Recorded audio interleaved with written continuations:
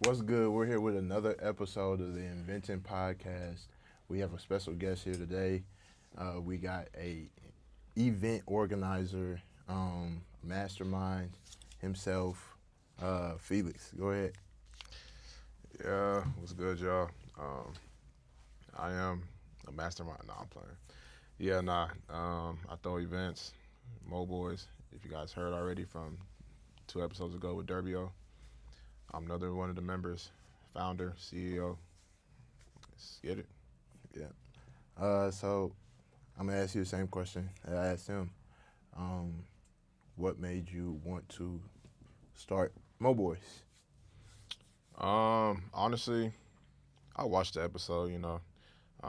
Had to show love to you and Derb, but it's the same, almost the same kind of like mindset. More so, we was all just friends, and then we all rallied in from different places. Like, I mean, yeah, I was at Texas State my freshman year, but I ended up leaving, came back, and then Derb had joined us, and then the rest of the guys was already there. So it was like, we've been throwing parties with TGC. Let's go ahead and like get some motion in San Marcos. So we decided it was wide open. So we was like, let's go ahead and take that.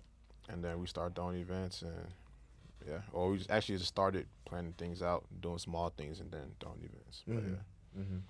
So when did you first start throwing events? Like yeah, before Mo Boys? What was the first event you threw?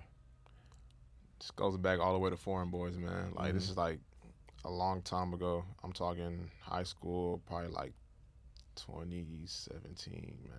Like, it's been a long time. And we do like all these parties at 1500 Bel Air Boulevard. Everybody know that address at this point. Like, it was like the one hall we all use, like us and all these other groups in Houston. And then fast forward to later, we did TGC, which you were a part of. A lot of guys are a part of a very notorious group. Everybody knows why. Everybody knows what we did. Wet gala, etc. And then found that into Mo Boys. So it's like Mm-hmm. little bits and pieces. I was able to just take things from each experience and then try to like perfect it down the road. Mm-hmm. But yeah. Mm-hmm. And would you say that you are in love with throwing events? I can say yes, I'm in love with throwing events, but on a different scale. Like, not in terms of like throwing like all the big events we see, like shout out True Colors, shout out to Jaya Room, shout out to Drip Set, shout out to Sound Orientation. All these big groups, they throw all these big events, and I love them. I like to go to them, but it's a thing that me personally, I don't want that to be like my brand in a sense. I like throwing events, but it's more so like I like to curate things where people are able to see familiar faces, not really like just a thing where everybody pull up, anybody pull up. It's more so like I want the spaces and rooms to be very intentional. So it's like in that aspect, yes, I love throwing events, but like everything else is like, nah, it's fun. It's cool. It's fun for now. I could say that. But like overall, it's just like I just like to bring people together. I just like community. Mm-hmm. That's really what it is. Mm-hmm. But yeah. So you aim for intentionality in your events? You said what? So you aim for intentionality in your events? Pretty much. Mm-hmm. That's the ultimate goal. Just to like have people knowing each other, allowing people to have a big community, have allow people to like network some more. Just stuff like that. And then just putting purpose behind it. I mean, everybody has purpose behind their events. They have different themes and like reasons why they're doing it and whatnot. But more so, just like I like, yeah, you can scale it up and be big, but also I like the smaller events that people are able to like walk around and feel comfortable knowing that, oh yeah, I know this person, that person, that person. I can chop it up with him. Just different things, and like have give people a reason to want to pop out, not just for your event, but more so who are they gonna see at the event. I Mm-hmm. feel like that's equally as important as just the events, the event groups throwing the events themselves. Mm-hmm. Yeah. So, out of all the events that you've thrown, which one has been your favorite? Good question. I gotta think. Hmm. That's a great question, man. I would honestly say I think maybe it's recency bias. Actually, no, I'm not gonna say that. Cause I was gonna say Cinco de Shayo, this last one, but I'll honestly push it back further. And I don't know, for some reason there was just this one event we did at Texas State called just Sunday fun day. It was just a random Sunday. We decided to throw an event last minute. Just dropped it on people, and it was fun. Like it was just lit. I feel like everyone had a good time. It was just so chaotic, and it was really like not really controlled in a sense. Like that wasn't our best event, but it was like for some reason it was just very fun. Like it was just like something that we have a core memory of. Even the guys, they talk about it still, like till now. They're like, bro, that one random Sunday fun day was just a hit. 'Cause it's like we don't expect events on Sundays to hit, especially for the fact that people are already going out Friday, Saturday. We're like they're tired. Nah, like that Sunday was crazy. People was on tables, like just you was there. Yeah, Yeah, you was there. Like I was like, wait, you look familiar. Yeah. Nah, you I was was there. there. Like it was like, bro, like to me that was lit. I can't lie. And it was just like it wasn't out of like it was chaotic, but it wasn't out of control. It was like just good vibes. Everyone had a good time. It was the first Sunday fun day y'all did. Yeah. Right? Yeah. There's always It those was good first vibes. events that really pop Yeah. off. Yeah. Yeah. Yeah. Always those first ones that's like, Yeah. yeah, I remember that one. Yeah. Yeah. So what was the most difficult event you've thrown? It's always going to be sessions, and it's only because that was an easy choice. Only because like sessions has gotten so big for like the I-35 area to the point where it's just like people expect it every year. People come back every year, and we get more and more retention and more people coming every year, and the venue just can't hold people. So like we have a line outside going all the way down the street, and people getting mad at us for not being able to like get inside. And it's just like, bro, we we had an understanding of knowing how many people are gonna come, but not an exact number, just like an estimate. And on top of that, just like the venue themselves, sometimes we have no control over what they decide to do. It's not our venue, it's their venue. If they want to hold the line, they're holding the line. Even no matter how much we try to like vouch, like, hey, they're good, they're gonna like stop us. So it's like sessions has always been hard because the crowd control is like usually all the time, and just like everyone comes at the same time, so it's like hard to like manage it. But we're definitely always looking to like improve and like, okay, let's get a, obviously for starters we're getting a bigger venue, like for sure now, but more than that, just like having more control and authority of like the outside and the door flow and stuff like that. We're trying to figure all that out, getting more hands on board, getting more people involved at the door, that way people can get in, have a smooth experience. Because I know people will rate an event as bad just due to the fact that they had a hard time getting in off Right, rip. right. Even if the event's a good event, if they Right. have a hard time getting in, they're going to be already in a bad mood getting into it. So it just goes down from there, trickles down from there. Right. But So that brings me to the question of how do you all plan your events? Do you, as far as like, how do you plan your events when it comes to, okay, this is before the event, so pre-event, and then tell me how you plan it on the day of in operations. Okay, so we pretty much we've already established an identity in terms of like just like having our events that we know is gonna pop off every year. We always have us on the calendar, circle it. We know it's gonna come. Sessions, Cinco de Shayo, just things of that sort. We know our yearly events are gonna keep on coming. So stuff like that, we're able to at least sit down, plan in advance, and be like, okay, like we're a couple months out. What do y'all want to do? We first start by locking in the venue. I always like to go to the same spot more times than not. But if it doesn't work out, like I just told you about sessions, about how we probably need a bigger venue, I start exploring that, which I am right now. Start with the venue, lock the venue in, then after that, we go straight to the flyer concept. Boom, flyer concept. We get Chubby on that, or sometimes you might hit up someone else just for like a refresher, just for another flyer, just to like see like if we can get different concepts in and whatnot.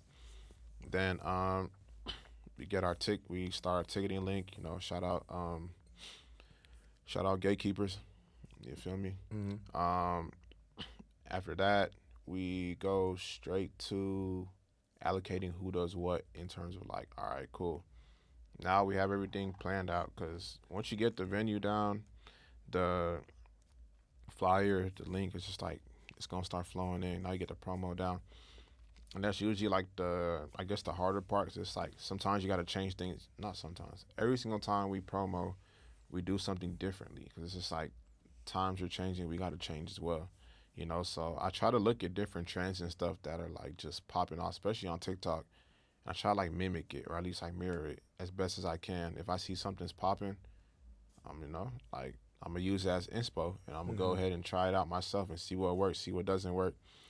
Um, and then yeah, and then from there, you know, we mass promo, get the DJs lined up, which we have them all in the group already. We might go outsource, um, like one DJ just to like have a new face, see what someone else can do, put somebody on, you know, whatnot. Because there's plenty of great DJs in Texas, not just in Mo Boys. There's many, you know, in Dallas, in Houston, Austin, like everywhere. So just like you can get a new DJ every event, and you will always be satisfied.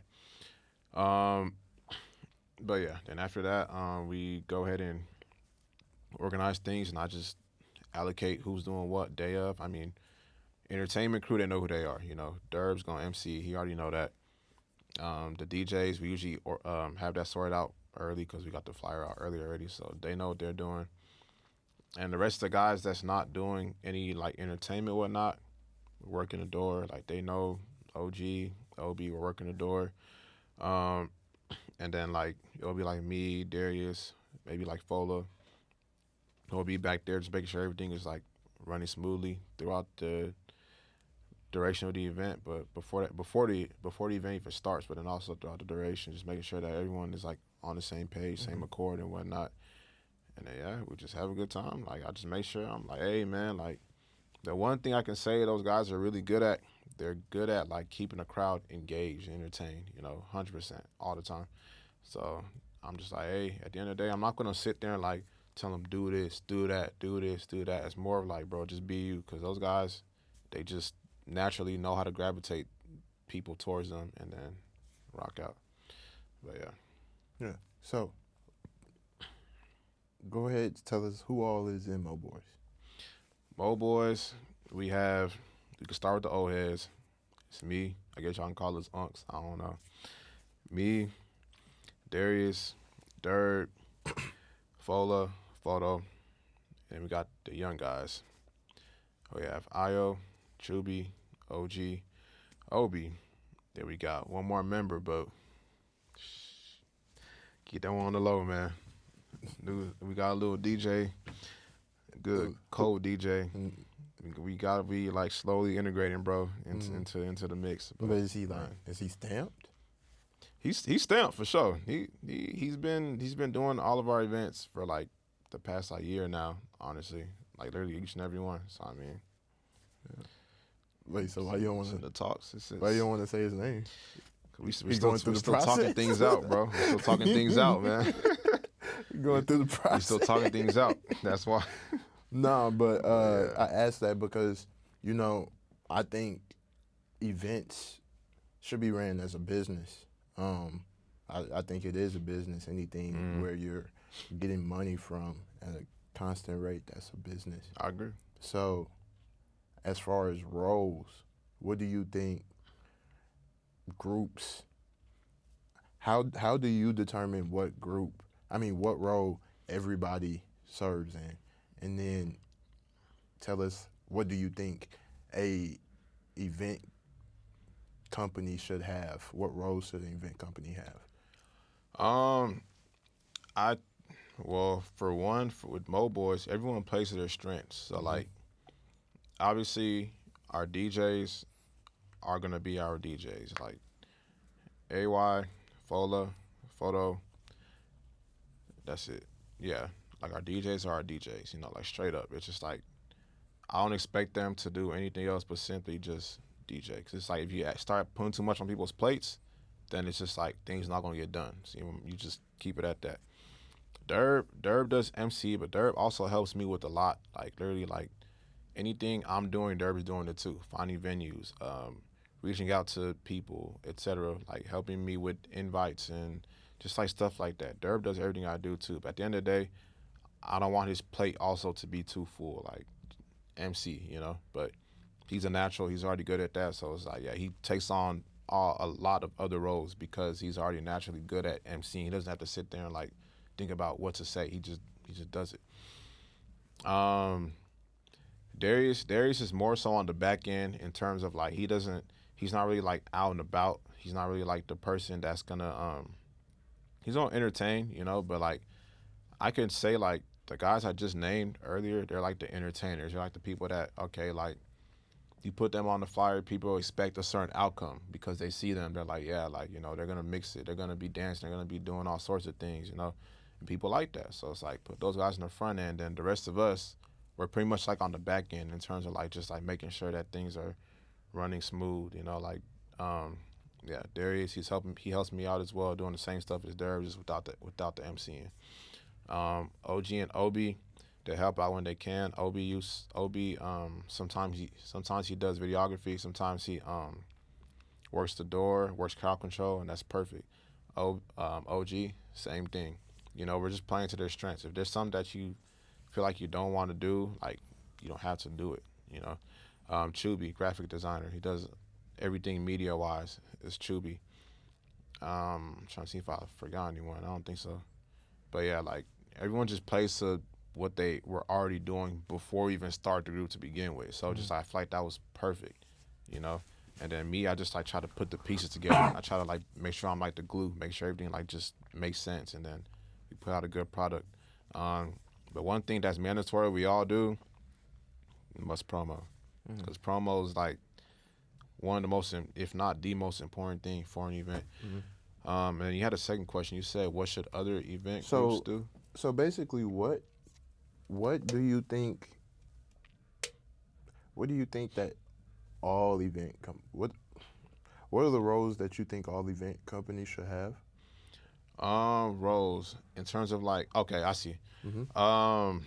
They should have an established head man. I feel like a company without someone that's like a direct contact of authority is just like gonna be all over the place, because someone has to like regulate and make sure things make sense. Yeah. Like of course group consensus. I'm not saying be a dictator, but more so like just be like the voice for the company, for the group. Um, every group, I feel like a DJ is very important. Every group needs a DJ, like at least one, just because you have like, of course, outsource, get DJs from here and there. But the thing with having a DJ in your group is that it can save you costs, but more importantly, DJs know other DJs. So if you want to now throw like an event like a Versus or a Boiler Room and stuff like that, and you need multiple DJs on the lineup, that DJ's gonna know other DJs. It's like easier for them to connect. It's like you have a DJ in your group. Versus if you don't have a DJ in your group, now you're getting hit over the head with like 400 an hour and stuff like that, and it's just like, bro, we don't got to get to this stage. But yeah. Next, something we don't have that I wish we did, because like pretty much the people that run the pages, I'll just be honest, it's me, Derb, and Darius. Like I rerun the pages. I post mainly on TikTok and stuff like that. But I really will say I think a very important piece for any event group is to have someone that runs social media. I think that's a very important role, important position. We don't have that, unfortunately. Like it's like more like a collective thing, but ideally you want that, because it's like social media drives everything. It drives the engagement, it drives the crowd, it's like the pushing force for everything behind your event. And if your presence is lacking on social media, I'll be real, like you're cooked, like just straight up. It's just not gonna work out, because literally social media runs everything. Like, in any and everything that we are doing today, social media is running it. Any type of business is being pumped by social media. It's a very important key player. And then I would say probably you will need one more person, mainly as like I would say like an outreach, someone that is able to reach out to like different teams, companies for collaborations, because that's how you can grow. Different brands, different like I know people get sponsors and stuff. We had a couple sponsors too. We don't have a designated person that does that, but ideally you will want that, someone that can like reach out to help grow the business, help grow the brand through getting sponsorships, through getting collaborations done, stuff like that. I think those four things are highly important. I think everything else can pretty much you can just like figure it out on the fly. But those four roles right there, I feel like are like just like highly, very, very important. And I mean, honestly, if I can throw in a bonus, I'll probably say someone that oh, did I say graphic designer? I said social media person, Oh yeah, pretty that's much. fine. Yeah, I mean, same.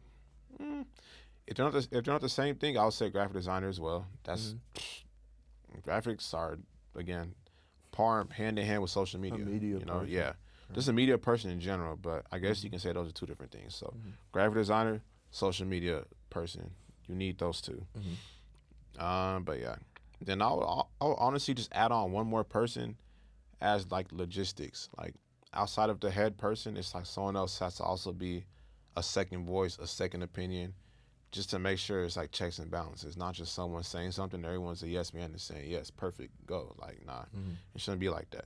Someone should be able to challenge whoever is also presenting an idea. Someone should be able to challenge that, and then that's how things get better.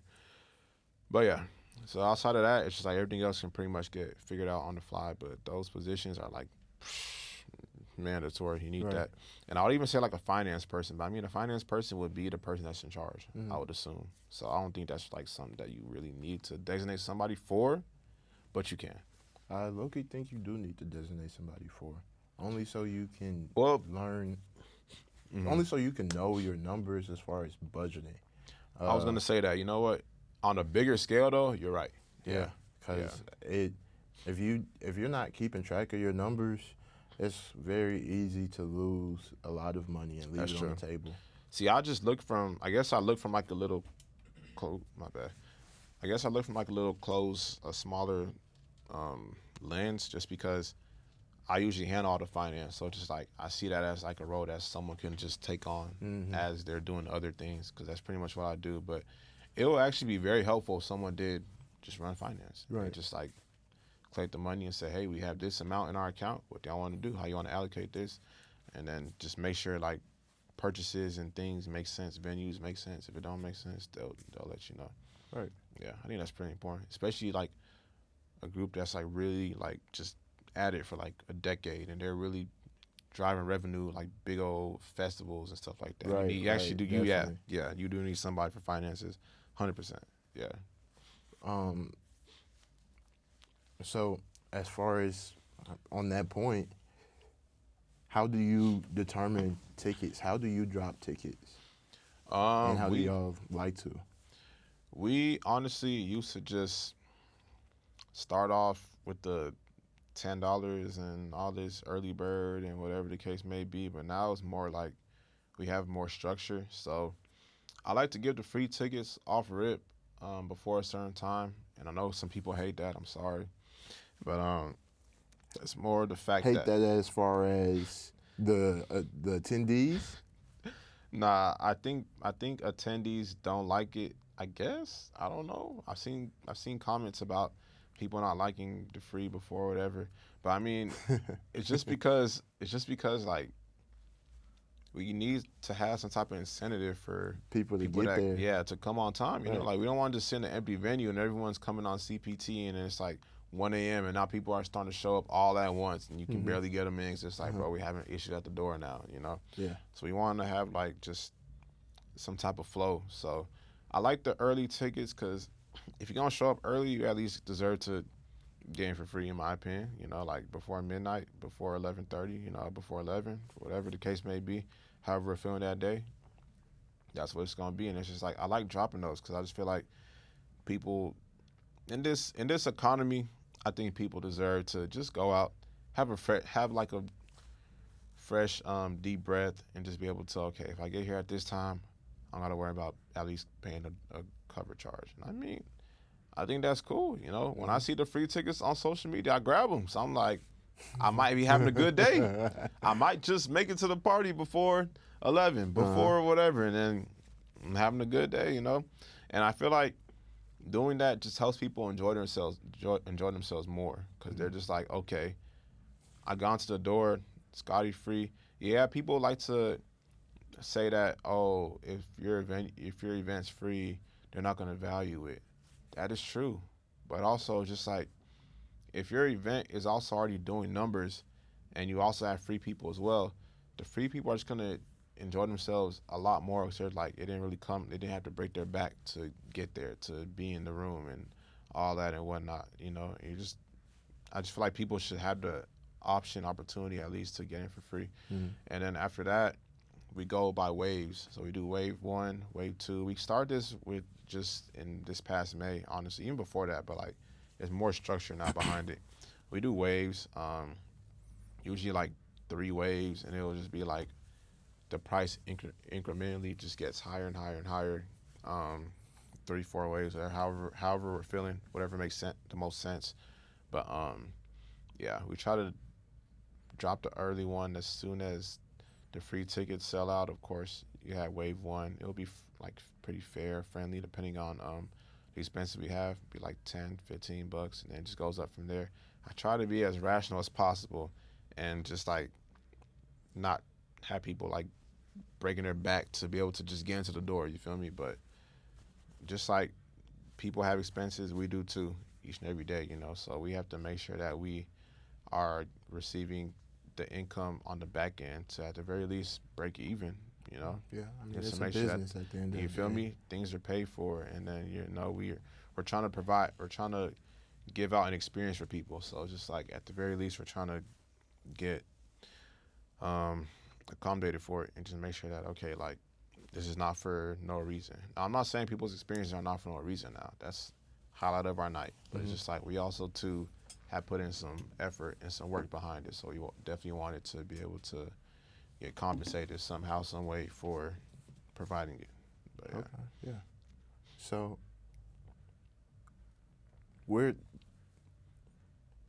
do you want to go with Mo Boys and your future in event curation? As far as Mo Boys, I feel like I've talked to a lot of people about this, but we're probably gonna stick to just like having our yearly events just be those events, like, and that's really it. Some like side missions happen every here and there, but like we're not really too interested in other things. It's more so like just making sure that the events that we're doing, I'm chasing quality over quantity. So it's like I know a lot of groups throw like an event every month, every other month, whatever the case may be, and they have the capacity to do that, and that's great. And shoot, I'll be there. But as far as Mo Boys, I definitely just want to stick it to like, okay, we have like this 2, 3, 4 events every year that are popping, and people want to make sure that they're coming to it. I want people to like see it and then experience something good, and then if they weren't there, I want them to be like, I gotta catch the next one, and not the next one be next week. I want the next one to be, oh, you gotta wait for it. You feel me? Because I feel like that in itself adds value to your events. It's like people understand there's intention behind it, and people also understand that, okay, like it's not something you can just like skip out on this one because you got another one coming up next week or next month. Nah, you gotta wait like 3 months for the next one. You feel me? So it's like I like that over anything. It's just like it gives me more time. It gives us more time to plan and prepare and make sure that the next event we have coming up in the next few months is like on par exactly how we vision it. We want it to be just like that, and we're increasing our chances by not rushing and pushing things out. Right. Having to worry about this and that and the next one and next month and the one after that. Like, nah, we just have this event. Boom, put all our eggs in one basket. Cool off, back off, analyze what happened on the last event, fix it for the next one. Or then if it's like a yearly thing, we fix whatever we did last year for the next year. Like example, Cinco de Shayo. We gets bigger and bigger every year. And this past one in May, we just had like 10 boats, you know, in Austin, and that was lit. But it's just like even that in itself, it was a great time. It was a good turnout. But even then, I learned so much for next year. I know exactly what to do, how to book them, where to get the boats at, how to mandate everything so that way it's even more smooth than it was this year. Because despite it being a good turnout and popping, everyone came out, there were still holes that could have been fixed. Right. So now I know them, and that's just like that's probably something I wouldn't have caught if we had done another one the next week or the next month in June or whatever. So it's just Right. like, yeah. So I'm glad that we're trying to take our time. But yeah, I like just quality over quantity. So yeah, we're definitely doing just yearly events. Like 2, 3. I think 4 is gonna be like the max we ever do in a year. But yeah, just keep it at that. It's like I don't know, like sneakers, like Jordans. You release. I remember back in the day, Concords used to go crazy. If they release it every month, why would somebody want it? Like it's just like, bro, if I miss it in September, I'm gonna get it in October. There's no issue. So you're shooting for quarterly events. You feel me? Yeah, Mm-hmm. something like that. So now, the next question was, Where do you want to go in the future with, even outside of Mo Boys, as far as event curation? What do you plan on?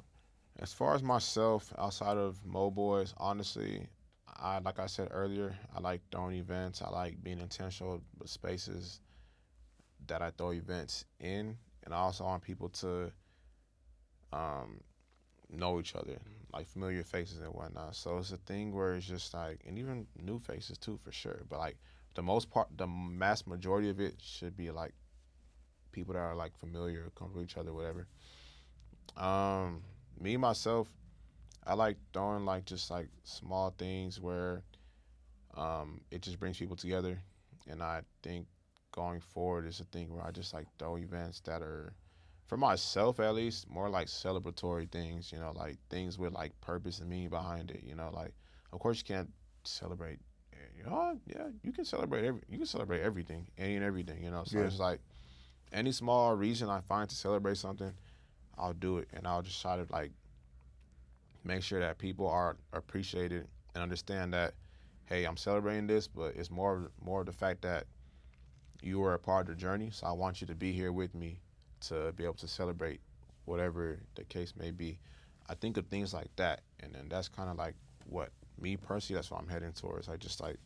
Just doing small celebrations, small get-togethers. Even like shoot, Derb always does like bowling nights and field days and Olympics and just like cookouts, cool things like that. Stuff like that. I love seeing things like that. So it's like that's what people need. That's what people want.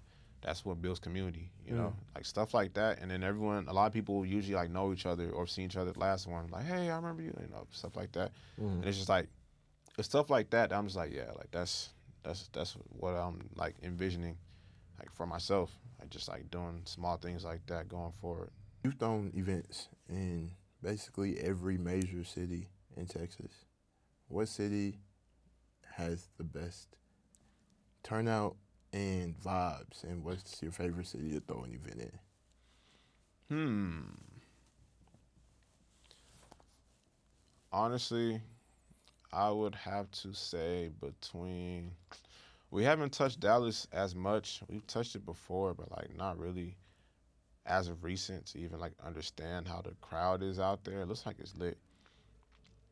We haven't really done Houston, or we have done Houston a lot, but like I think it changes between seasons. Like I'll be real, like this past like not this summer specifically. I can even say this summer honestly. It's for the most part it's been Austin, but as far as vibes go. But I realized that a lot of the reason for that is because it be people traveling. Like it'd be like Houston people, a lot. So it's just like, can I really credit the city? Nah, not really. They gave us the space for it, but like if I had to really give credit, it's more like Houston people that traveled for us to turn up the city. So it's Mm. like, if I had to be completely honest, it's more like okay, like I think it's Houston, you know. And if we were to like bring bring events back to Houston, which we are, I know it's gonna be Houston. You feel Mm-hmm. me? It's just hard to speak on it because we haven't done one in like a little while, especially in the H. But I know that it's gonna be a good vibes because people will be traveling to Austin for it. So I'm like, yeah, it's gonna be great vibes. So yeah, I'll say Houston. I ain't gonna lie. Austin Okay. has had the best turnouts, but I know it'll be Houston. Okay. And for Yeah. this upcoming event you have, you shouted out. What's your upcoming event? So we have a collab with Dripset. Mm-hmm. It's a nighttime it's a nighttime rooftop party in Austin, and it's a boat party again. One boat for us, one boat for Dripset. And yeah, we do expect people to travel. We expect people to travel from Dallas, Houston again, and then we're also trying to capitalize on just the locals in Austin too, to like really make it a good, nice little collaborative event. And then yeah, just turn up. So what's your marketing focus with that event? We're really trying to hit on like getting locals. So we're all mainly from Houston, so we know that people are gonna come. We just hit them up. People are gonna come. They're gonna see us post and whatnot. They have us on social media, so y'all know like yeah, like Drip said, Mo Boys. All right, cool. But we're trying to really capitalize on like the untapped crowd in Austin specifically. Like just trying to like hit locals. So we're hitting all platforms. Like Instagram, TikTok, even on Facebook. Like just stuff like that. Running ads, just doing what we can to get the crowd out, but especially like we're really trying to get those Austin people, um, just to because it's so easy for them to just like drive 10, 15 minutes versus people driving from Houston, a couple hours. They're gonna do it out of love, but it's just like we're trying to like make sure it's consistent. So we're trying to really focus on the people that's just around the area and then capitalize off of that. Okay. But yeah. So you have this event and then Sessions next, right? Yeah. And Sessions is next. In Austin too. Yeah, it has to be because it's more like we focus it more towards alumni from Texas State. So that's like our hub. Austin is like the closest major city to SAMO. So just like that's pretty much SAMO Part 2, And all the alumni pop out for homecoming. It gets bigger and bigger every year, So we just want to make sure that we keep the vibes going. We want to make sure that we have the perfect venue. And then we also want to make sure that we continue to grow with our crowd because obviously we're not students anymore. Some of the guys just recently graduated. Congratulations to them. So yeah, we're like really just like alumni focused. Like we're very like who all was in our graduating class, who graduated before us, and then stuff like that. We really try to like tap into that market more the most, and then just get them all together and keep them coming every year. And it works out for the most part. It's been I don't know if it's been like 2 or 3 now, but it's worked out pretty well. We want to keep on growing with them, So yeah, we're trying to now like just of course make it bigger, but like make it more accommodating. Like we're trying to like we tried to get like hotel partnerships before in the past. It worked out, but it's just like people weren't using them as much. So we're trying to like just like get word out better about everything and like just make sure it's jumping because it has a lot of potential. HBCUs are notorious for their homecomings. Like everyone pops out, everyone goes to PV. Even people that never step foot on PV's campus or TSU's campus, they are there. We're trying to have that as well in Texas State. It's not just only alumni. Of course, we're catering and marketing towards alumni, but we want other people to come too. Right. That's the type of level we want to be on. But yeah, HBCUs, we're trying to get on that. Yeah. Okay. So yeah, tap into your younger self for a sec and tell me what advice you would give to him when it comes to throwing events. That's a good question. See, I'll just tell him to make sure that you have the right team behind you. I feel like your team makes everything for the like just for longevity wise, your team makes everything. I feel like if your team is lacking, then it's gonna show in your event. Just make sure you have the right guys around you, which I feel like I do. But yeah, I think team plays like everything, and then also stop moving around too much. I'll just be like, pick a city, stick to it, and then grow from there. I mean, we move around because we have to by chance, but like I would definitely stick to one city and just like grow in that city, like straight up. I see all the big groups going everywhere, and they're making it work, but I just know myself. I'm just like, yeah, just stick to one city and just let it continue to be organic, let it grow. You're gonna work 10 times less staying in one spot only because you're able to grow in that area versus jumping from here to there to there and having to restart. It's just like, yeah, it works though for a lot of groups, and I salute them. But Yeah. I just like the organic crowds and all that. But yeah. I'm gonna stop till whatever this is. Shaking up the whole building. Okay, my guy is locked, bro. What, is that another studio? I think so. Actually, that makes more sense than someone's car or something. But I was Yeah. hoping speakers get that That's loud. what I'm saying. I They feel don't like have subs in there. I feel Oh, like- okay. I don't know. Somebody Oh, pulling up in that's that somebody's parking car lot. then. Yeah, Yeah. The studios don't have subs. They can't be that. that's crazy. Oh, you was talking. It was vibrating my earbuds. I know the mic is good though. Yeah. Yeah. To any young event curator, what would you tell them that's just trying to get in, never thrown an event before, but want to build a community and then make it profitable? I will tell them to not think. So I've seen this a lot. I'll tell them to not think so much about trying to perfect it and just go do it.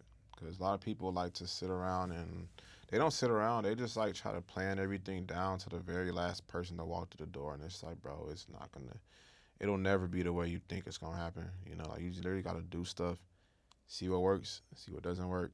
Whatever is working, keep doing it. Whatever doesn't work, stop doing it. Like, it's that simple, but like, people just won't do it because they'll just be like, oh, I got to make sure I have this in line and this in line. Like, even as far as me talking about, I would tell my younger self to have a team, the right team in place.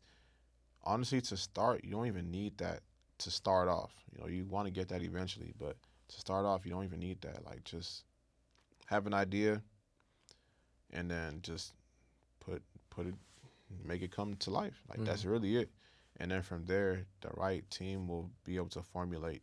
If someone sees your vision, they're gonna want to gravitate towards you. I've been a middleman for people that they liked what somebody else was doing, and they knew what I knew them. So they talked to me, and they're like, "Hey, can you put me in contact with this person?" Like very true story. It happened multiple times actually. Can you put me in contact with this person? Because I want to help them out. I want to join their team. Like, that's really so organic, but that's literally how it works. And you will never know that if you're trying to sit here and plan things all day versus planning what you can. Go do it, and then things are going to work out. Things should work out, especially if you're being very intentional about what you want to do and what your vision is. People are going to align with that, and then it's going to take off. Simple as that. But yeah, just don't try to be a perfectionist. Right. That's it. Right. That's really it. And yeah, to that point, I mean, every event curator has had a party where you just felt like oh man, you just took a L. If you heard- even if you if it's not heard- in the pockets, you still it's been events where I've thrown where I'm like, yeah, we made money, but this is that was an L. It was still an L. Oh, it's happened where we made money and lost money. And there was this one. This is funny because like we talk about this to this day. there was this event called "It's Only Us," and it was like, and it was like that time where Lil Baby dropped that one album with like the little cloud and his face was in it from like when he was older all the way to. That was your first event.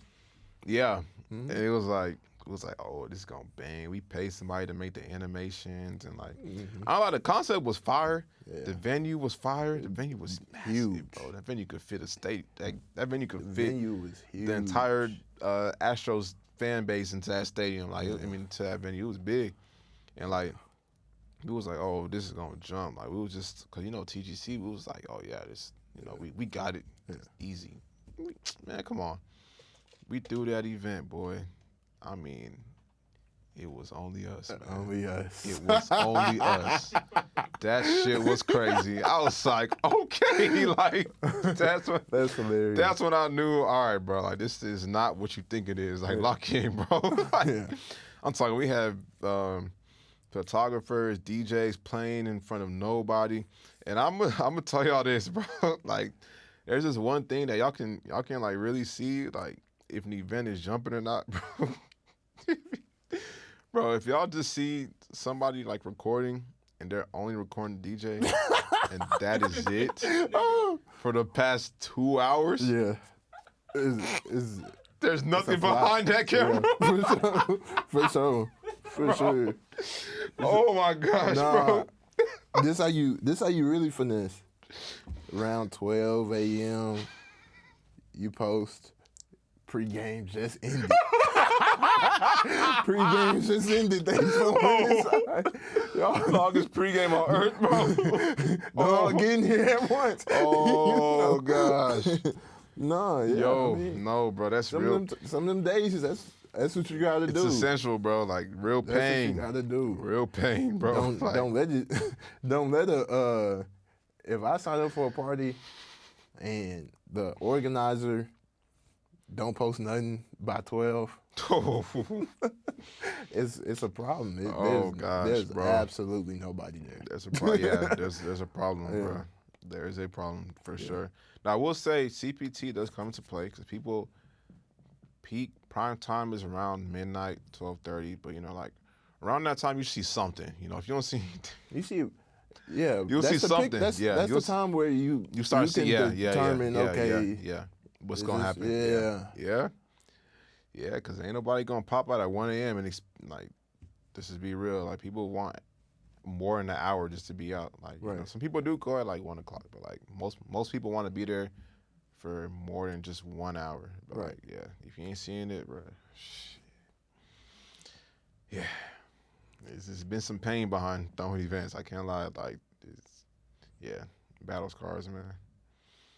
Right.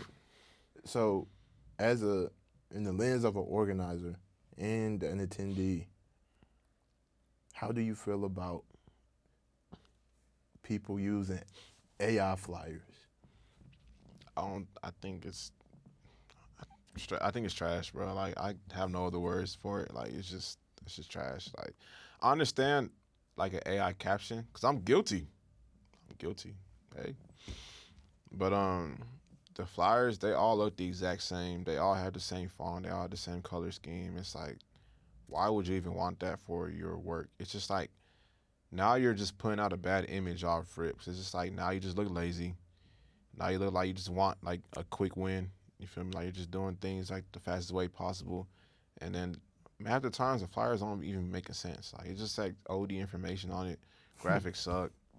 They just like, yeah, like AI flyers for anything, not just events, like literally just anything. I'm just like, bro, we can do a lot better. Like, and it's always chat. Like, at least use Gemini. I don't know, bro. Like, just do something. Like, it's always chat, bro. Like, I don't know. And it's just like, it's just bad hoops. Like, bro, there's a lot of different things that people can do. And I feel like graphic designers get discredited when you're doing stuff like that. 'Cause it's like, bro, they have real talent, real work. You feel me? Like, I watched my boy Jack with friends. He created the entire Boat Wars flyer by himself, dolo, just off of seeing an inspo and just went crazy with it. And it was just like, I was like, yo, this guy's crazy. Like, the flyer was crazy. And it's like, it was a banger. That's some work you can get credit for, and it just feels good. And if you're dropping just AI, it's like 2 seconds and you just put out some BS, it's like, bro, what? Why? Like, personally, as an attendee, I don't want to go to the event if I see an AI flyer. I'm be like, bro, this is going to be terrible. Like, off rip, I'm judging you immediately, like, without even stepping foot. Nah. I don't care if the ticket is free. I don't care if the ticket's gonna pay me to go to the event. I'm not gonna go. Like, bro, that's bad. It's bad business. But yeah, nah, we gotta stop with the AI flyers, man. Like, just graphic designers, they're here for a reason, and they do good work. I'm sorry, sometimes they could tax, but I mean, you get what you pay for. Like, they do good work. Right. And last question: is there anybody in specific that you want to shout out? Yeah. I'll go ahead and shout out the boys. Shout out Mo Boys. Said their names all day today. Y'all know who they are. That's the A team right there, home team. We got some big things coming up. Shout out Dripset for the collab we got coming up as well. I think it's going to be very successful. They're also doing good things in different cities and whatnot. Shout out GateKeepers, man. We end the podcast, Y'all been climbing the ticketing industry and just getting out there in all cities, and I feel like at this point most, if not every creator I know has used y'all's platform already. So just like boom, that shows the work y'all are putting in. And yeah. All right, bet. Yeah, and I appreciate you for coming on to the Inventing podcast. This has been another episode. Great episode. Great guest. And yeah, we'll see y'all next time. Yes, sir. Peace.